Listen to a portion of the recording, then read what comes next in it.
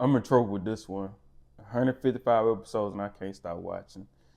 I'm on episode 40. Got a long way to go, but I'm just gonna have to power through it because this one got me right here. I'm hooked on this one. So we have Shin, who is an orphan who is forced to become a servant for a family, and then he meets his best friend Piao. And upon meeting Piao, he tells him that Shin, we don't always have to be servants. And Shin says, "I think we do always have to be servants, actually." And he says, "No, if we become great warriors and prove ourselves on the battlefield, one day we can have our own freedom. And if we really push ourselves and really give everything we have, Shin, I believe we can be great generals, the two greatest generals in the world." And Shin buys into what his best friend Piao is selling. And they spend every single day together training, to the point where the record they had battled each other 1,200 times. But a nobleman passes by while they're doing their battle. He takes interest in Piao and he says, "Piao, I want you to bring you to court. And I want to make you a part of court. I'm going to buy you out." And Piao has no other choice. He doesn't want to leave his best friend Shin. He actually begs if Shin can come, but Shin tells him to leave, and he said, "Promise he'll catch up."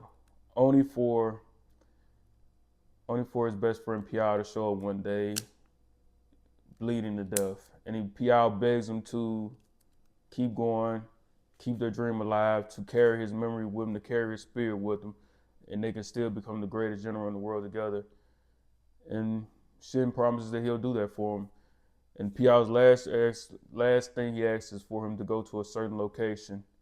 And Shin gives it his all and makes it to that location, only to find out the king is there. The king of Queen is there.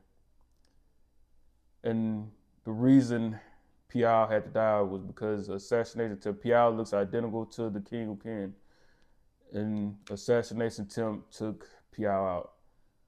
And so he ends up having a little beef with the king, and the two of them end up working past it because he realizes that Piao knowingly decided to be the double for the king, who and he knew King's life was possibly at risk, and he decided to do that because that's what he was willing to sacrifice to make his dream come true.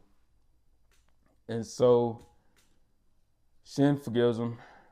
He forgives him, and the two decide to work together. The king wants to.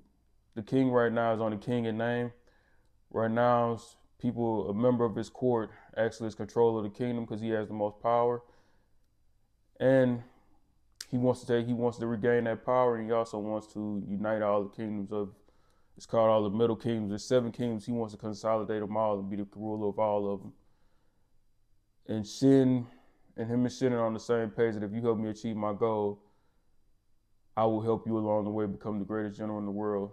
Your name will be known in the history books. This anime is amazing. This anime is excellent.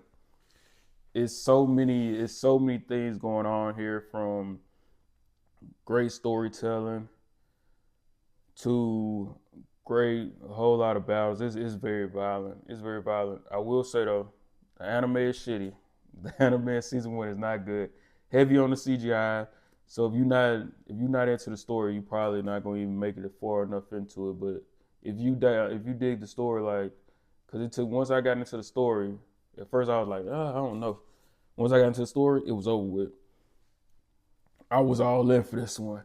So if you give the story a chance, you really dig it, you good. But season 2, I'm in the first few episodes. Season 2, animation looks better for sure. I haven't seen any battles yet, but it definitely looks better. And I've already read season 3. They go to a whole nother studio, animation studio, and it's up on the animation. So I guess it depends on how you feel about it. But man, politics, you get so much character development because you watch him. When his best friend dies, I think the kid is maybe like 13, 14, and you watch him grow into Shin and Zhang, who is the king. You watching the two young men grow. You watch them get closer to their goals. You watching them have these political battles. You watch the nuance that goes into certain things. You watching the relationships, the friendships, character development.